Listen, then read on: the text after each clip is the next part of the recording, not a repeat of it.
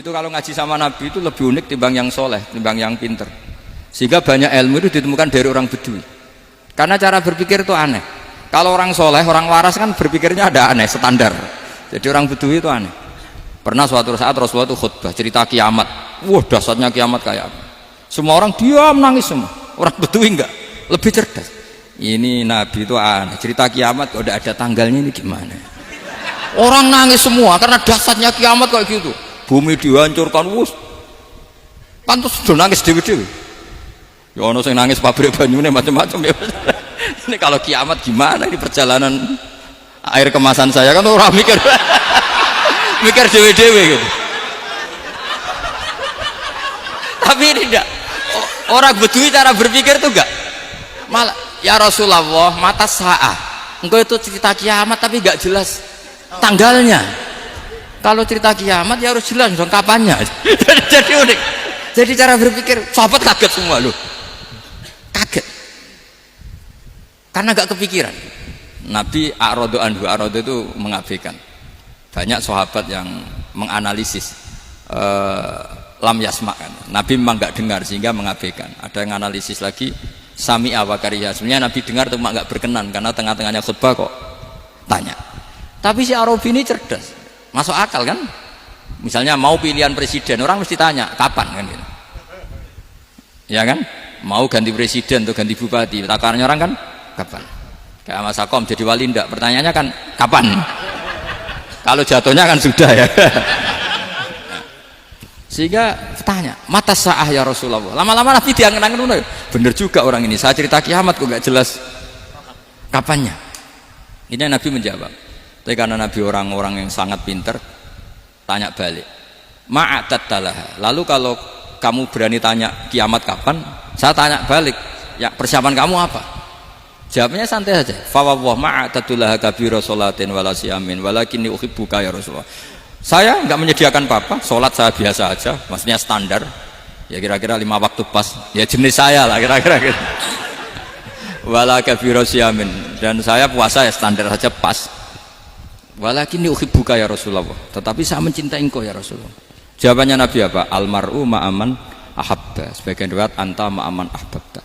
Jadi hadis itu populer tuh barokahnya wong desa tadi. Andai kan dia punya etika, maka sowan dulu tanya 4 mata. Itu jadi hadis ahadi. Tapi barokahnya dia selonong di depan umum. Zaman Nabi khutbah itu jadi hadis mutawatir. Jadi kadang barang baik itu barokahnya orang yang enggak baik. Maksudnya su'ul adab. Tanya gitu kan su'ul, tapi itu barokah. Akhirnya hadis itu mutawatir karena didengar ribuan sahabat yang mendengarkan khutbahnya Rasulullah. Tapi kalau hadis itu satu-satu kan khossoni bidzalika Rasulullah, khossoni bidzalika Rasul, itu nanti jadi hadis ahadi yang kualitasnya jauh di bawah hadis mutawatir. Jadi barokahnya orang su'ul adab itu ya ada karena Allah yang mendesain ini. Akhirnya kata sahabat, kata Anas bin Malik, mereka itu mangkelnya bukan main sama Arabi tadi karena tanya nggak sopan sama Rasulullah. Tapi setelah Nabi jawab almar'u ma'aman ahabba fama farihu bisyai'in farahahum bidzalika badal. Mereka tidak pernah senang dengan hadisnya Nabi sesenang riwayat almar'u ma'aman ahabba. Barokahnya Arabi Bedui. Makanya saya sebagai kiai ini Bedui saya tak pertahankan ila yaumil qiyamah. Karena umat ini pernah terbarokahi oleh orang apa? Bedui. Barokah su'ul adab tadi. Jadi mohon ini supaya majelis ini kan majlisul iltorti Rasulullah, coba terlatihlah mengatakan Allah itu subjek, Allah itu al-fa'ilul mukhtar, Allah itu al-fa'ilul mukhtar, Allah itu yang menentukan alam ini. Dan Allah mensifati dirinya wa annahu huwa adhaka wa abka. Allah itu zat yang memberi orang itu bisa tertawa. Dan Allah juga yang memberikan orang itu bisa menangis. Mbok kayak apa kamu neror umat, amal nggak mesti diterima gini-gini. Ternyata neng majelis nangis ya, mulai guyu. Kadang guyu-guyune ngenyak tenane. Daripada apa ya agak-agak merodok orang yang dohirnya beda dengan batinnya, nggak perlu distatuskan seperti itu. Ya sudah biasa saja. Jadi, nah, fi muqaddimihim, imam besar dalam manhaj ini namanya Abul Hasan apa? Asyadzili. Abul Hasan Asyadzili itu kalau ada orang tanya gini, Bim, Beb saya ini susah, sholat saya tidak mesti diterima Allah gini-gini, marah. Nggak usah. Kafa bika jazaan an radiyaka laka ahlan. Sudah kamu ditakdir pernah sujud itu sudah keren. Saya itu andaikan dapat kabar dari malaikat bahwa sholat kamu tidak diterima, saya tidak susah. Bukan karena sombong. Pernah ditakdir sholat sujud ning Allah itu keren. Kayak apa malunya kita ketemu Allah kemudian kita di bumi tidak pernah sujud. Makanya itu Abul Hasan Asyadzili kowe ora usah mikir salatem ditampa taro ora usah mbok mikir. Kowe ditakdir tau sujud tuh hebat. Kafa bika jazaan an radiyaka laka ahlan. Cukup kamu mendapat balasan dari Allah kamu pernah ditakdir sujud. Gak perlu ngaji alim alama, nggawa sawi ngalor ngidul jalalain keren. Paling gak malaikat pernah melihat kamu, nggawa kitab gede. Gak penting paham gak penting. Karena isra bakat paham ngono. Jadi Abul Hasan Asyadzili adalah orang yang dan itu Al-Hasani ya, dan itu Al-Hasani. Makanya macam-macam kita yang Al-Husaini sudah kita punya Faqih Muqaddam, punya banyak. Di Al-Hasani yang paling populer diantaranya adalah Abul Hasan Asyadzili. Beliau itu kalau ngendikan sesuatu itu positif terus. Termasuk itu ketika ada orang resah sholat saya diterima ndak, kata beliau wes sing sempurna ditakdir tahu sujud. Saya itu sebetulnya kadang-kadang yang miris, wah sholatku tompo tora, tapi saya sangat sadili, sangat sadili. Saya nggak pernah berdoa ya Allah ibadah kami jenengan terima ndak, karena takut kalau doa gitu keterusan itu terus ditompo ora, akhirnya keterusan gitu, akhirnya ngenes. Masa orang pernah sujud ngenes? Lama-lama gini setan masuk, apa artinya saya sujud ternyata nggak diterima? Lu wong kawula kok iskal tentang pernah sujud? Itu kan ibarat gini, kamu ngasih uang sama orang tua kamu, misalnya Habib Soleh ngasih uang Habib Ali, terus apa artinya tak kasih, kemudian beliau tidak terima kasih, itu kan lucu. Terima kasih tidak terima kasih, seorang anak ngasih orang tua itu keren. Makanya saya bangga dengan Habib Soleh ketika beliau mengumrohkan Habib Ali, sudah mendaftarkan haji Habib Ali. Gak usah mikir diterima apa enggak, wes keren, itu sudah perilaku yang keren, yang hebat. Makanya saya sering ada orang mau cerai tanya saya, Gus saya ini cerai gak, istri saya kurang ajar gini. Gak usah. Tapi bojo kula judes. Uang di bojo iku wis keren, paling gak kowe ra darani jomblo.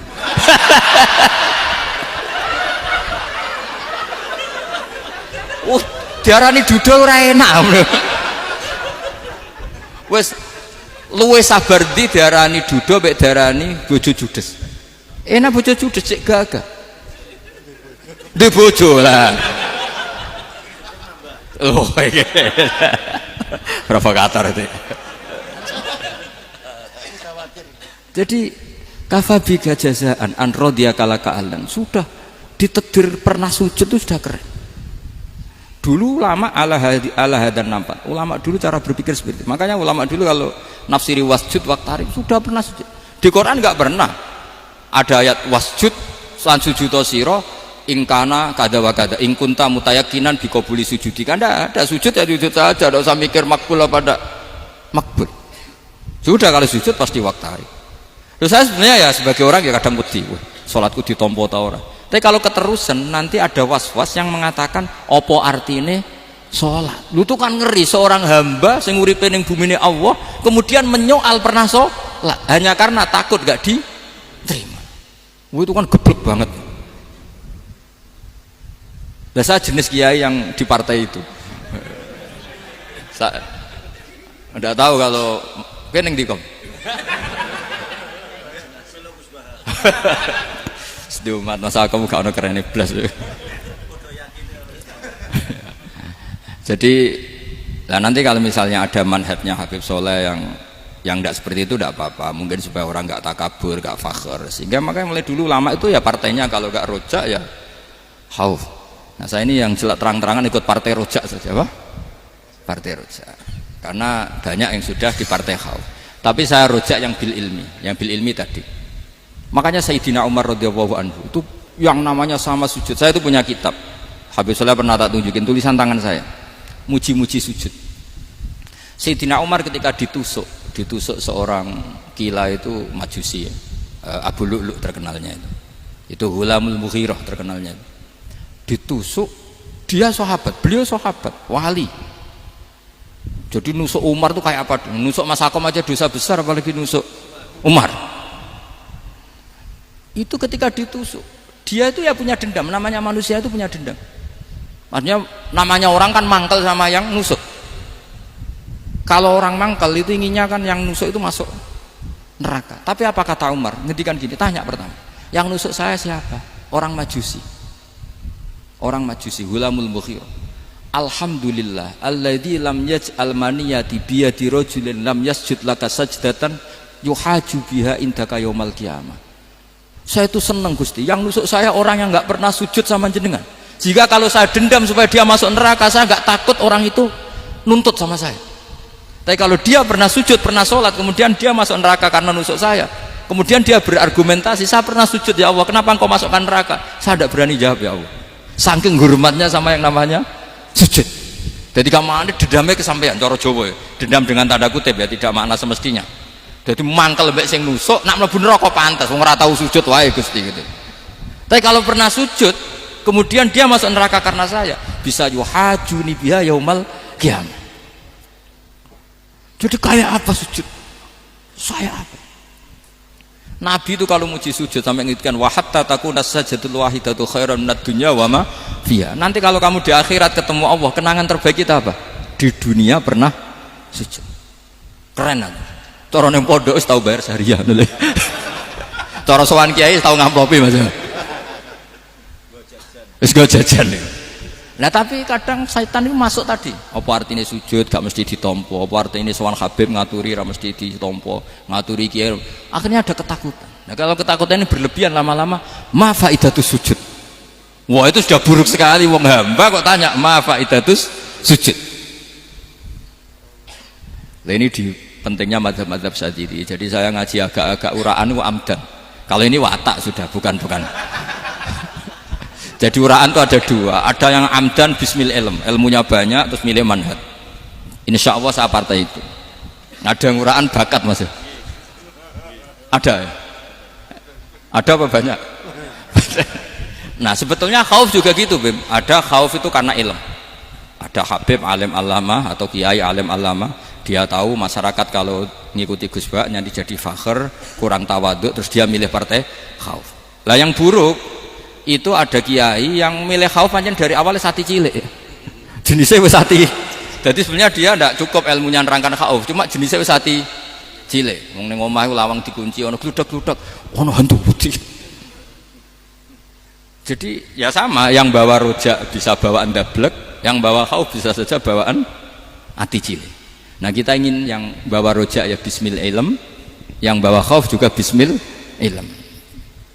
Ya ono teh Mas, wong sing ati gede, pegawene dua blek, tapi enggak bawaan rojak, memang bawaan dablek. Ada yang ati cilik tapi bawaan khauf. Jadi mengatakan khauf tapi sebetulnya bawaan ati cilik.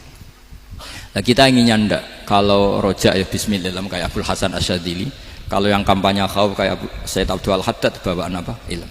Sehingga kita ini Qul inni ala bayyinatin mir rabbi, semua itu berdasar ilmu sing jelas welo-welo. Makanya semua nabi memaklumatkan apa?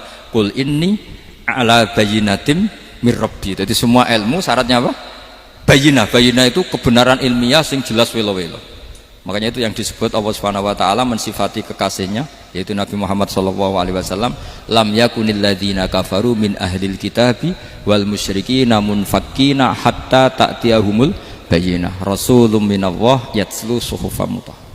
Niku Kanjeng Nabi saking cerdase meneh tek wong Islam, wong musyrik, wong kafir ngerti logika yang dibangun Nabi saja kuat infikak dari kemusyrikannya. Makanya disebut munfakin. Orang-orang musyrik, orang-orang kafir tidak munfakin, tidak tercerabut dari akar akidahnya hatta ta'tiyahumul bayyinah. Itu siapa? Rasulun minallah yatslu suhufam mutahhar. Masyhur itu debatnya Nabi dengan orang-orang musyrik. Mereka bilang, ya Muhammad, kita ini urusannya banyak, kasusnya banyak, lalu anda mengajarkan ke Tuhan satu. Masa urusan banyak cukup Tuhan satu? Itu gak fair Muhammad. Aja'alal alihata ilaha wahida inna hadza la syai'un ujab. Urusan kita banyak, masyakil kita banyak, muskilah kita banyak, kalau Tuhannya satu gak cukup Muhammad. Nabi dengan santainya memberi penjelasan, ya sudah gini saja, kalau kamu jadi budak atau pembantu, majikan kamu banyak, semuanya merintahkan kamu, semuanya bikin aturan untuk kamu suka enggak? Ya gak suka Muhammad, kalau majikan kita banyak repot. Ya sudah, Tuhan kamu itu majikan kamu. Kalau banyak perintahnya beda-beda kamu pusing. Ya udah Mat, Tuhannya satu aja Mat. Karena Nabi bayina, orang itu bisa dibalik-balik pikirannya.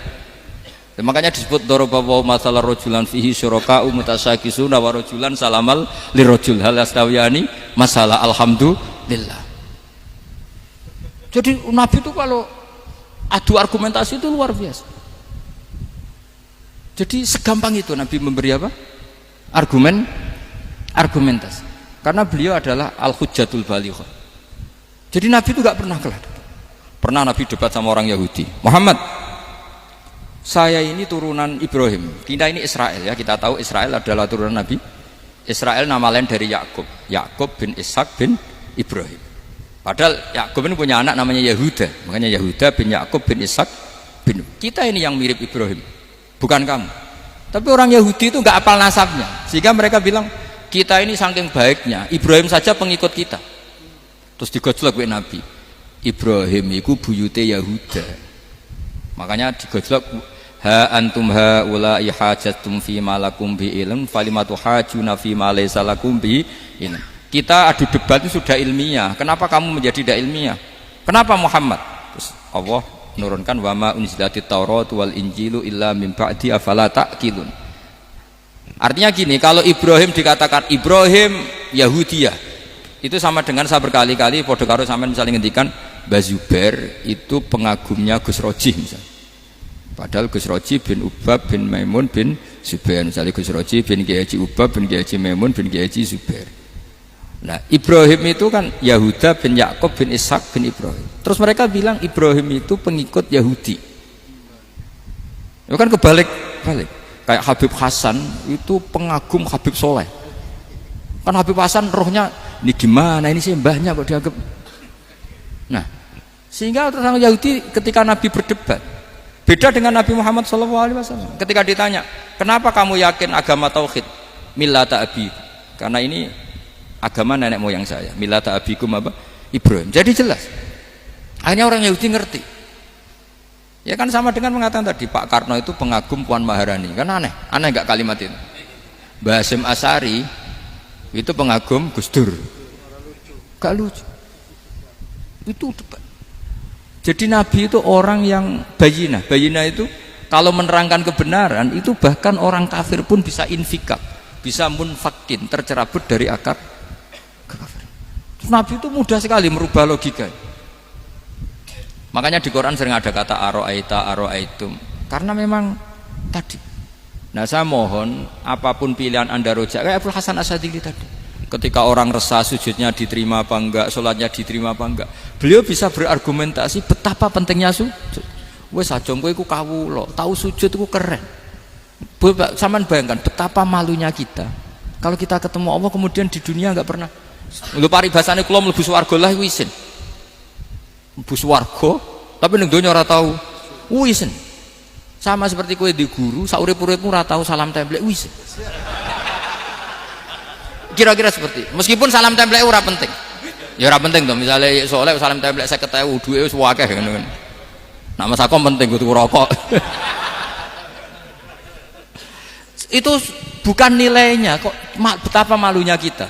Saya dulu mau sarang andai kan tidak pernah khidmah sama malu tenan sebagai apa santri. Makanya Sayyidina Umar ketika beliau dibunuh orang itu pertanyaan pertama dia pernah sujud enggak pernah. Andai kan dia pernah sujud, maka saya tidak berani masukkan dia masuk neraka. Takutnya dia protes sama Allah, ya Allah saya pernah sujud, kenapa harus di neraka? Atau Umar ditanya Allah gini, Umar, kue ridho wong sing tahu nyembah aku, kemudian dia di neraka.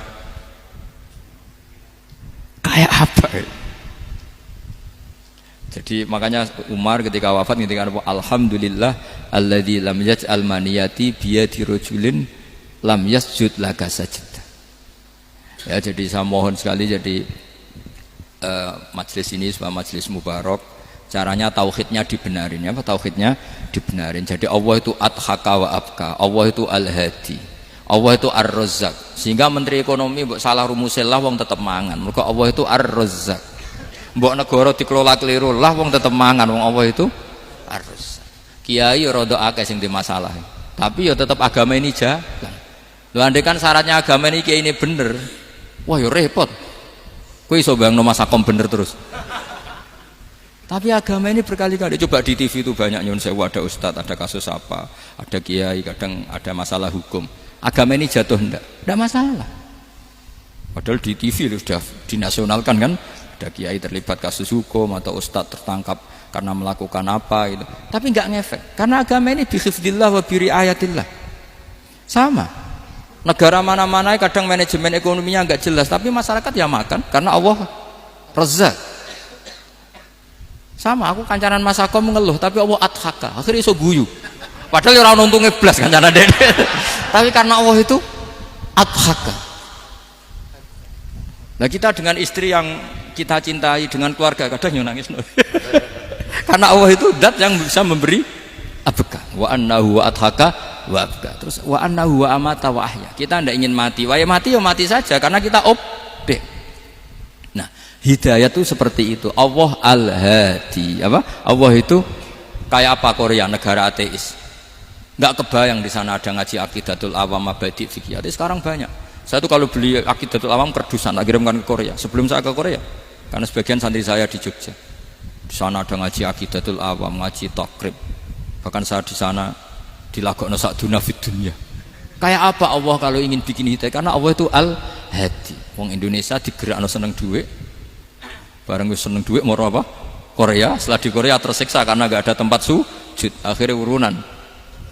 Segampang itu kalau Allah mengendaki. Itu gak dibenem MUI, gak dibenem, karena Allah Al-Hadi. Jadi saya mohon sekali tauhid ini dibenerin dulu. Allah tetap Al-Fa'ilul Mukhtar, apa? Al-Fa'ilul Mukhtar, sehingga Allah mensifati dirinya adhakawa. Mbok kamu bendung kayak apa, orang ngaji saya tetap guyu. Sekarang iso mbuli saya, oh Gus Bab ngaji tidak guyu. Allah yang memberikan guyu kamu itu. Andai kan sesuai status kamu, kowe ora ngarep guyu. Utang akeh, jatuh tempo, bojo ora percaya. Gede-gede ya, kayak paham. Ya jadi ini tak isyatkan jenengan, saya ini tadi bawa kitab Fathur Rahman di Thalibi Ayatul Quran, mau tak kasihkan hadiah ke saya Umar Hafid sebagai penyempurna karena beliau sudah Al-Husaini. Semoga ini dapat barokahnya Al-Hasani. Ini dikarang oleh zurianya Abdus Salam bin Masis. Abdus Salam bin Masis adalah guru dari Abul Hasan apa? Asyadili. Jadi kita tahu Sahibul Hikam Ibnu Athaillah As-Sakandari muridnya Abul Abbas Al-Mursi. Beliau muridnya Abul Hasan Asyadili. Beliau muridnya Abdus Salam bin Masis. Yaitu Alami Zada ini min dzurriyyati Abdus Salam bin Masis. Jadi ini Al-Hasani. Jadi ini sudah klub karena mulai dulu ya tradisinya gitu. Banyak sabaib ngaji Barojak, Bafadol. Nanti yang Bafadol Barojak yang ngaji Habib lagi. Seperti sanadnya Soleh di Sarang. Ya Soleh ngaji Bahmun.